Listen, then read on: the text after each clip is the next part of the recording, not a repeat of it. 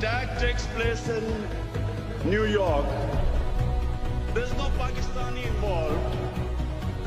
And this man is asking me to be ashamed of something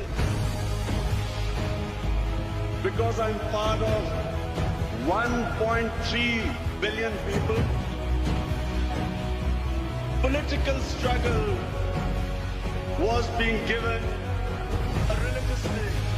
How could an event like 9/11 take place? And there was never any inquiry into the root causes. Why did those people blow themselves up? If anyone tried to ask the question, they were accused of appeasing terrorism. They were accused of justifying terrorism. George Bush went on television and told the world that this is radical Islam. They want to take over the world. They hate our way of life. They hate our freedom. They hate our democracy. They are like Nazism. This is a new philosophy like communism.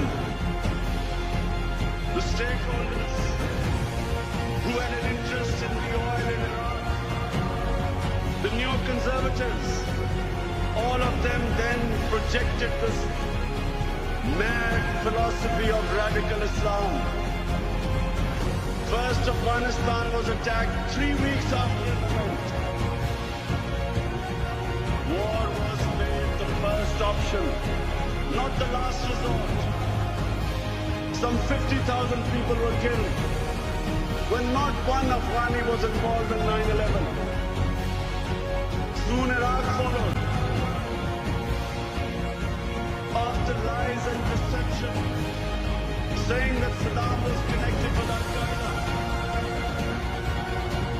putting the fear of God in their own population so that they would not question them. Other stakeholders jumped in. Ariel Sharon, suddenly he was fighting against Islamic terrorists. In Chechnya, Vladimir Putin was fighting against Islamic terrorists. In Kashmir, again there were Islamic terrorists who were fighting the Indian troops. No one bothered to say that before 9/11, 70% of all suicide bombers were Tamil Tigers who were Hindus.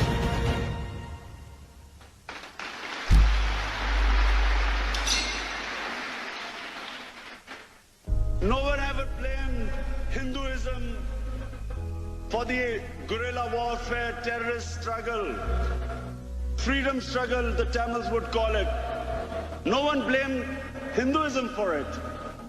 When the Japanese kamikaze pilots in desperation were blowing themselves up in the planes, no one blamed Shintoism for suicide bombings. But suddenly, Islam was responsible for suicide bombings.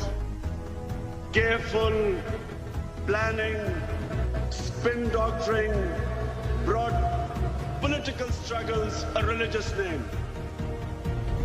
We had certain members of the Islamic clergy immediately jumping on the bandwagon that terrorism is not allowed in Islam. We all know terrorism is not allowed in Islam. Every Muslim knows what the Prophet of Islam sallallahu alaihi wasallam said. Long before the Geneva Convention came in, the Muslims were told not to harm anyone, non-combatants, women, children, elderly, not to destroy gardens, crops, how to treat prisoners of war. Not the way George Bush treats prisoners of war.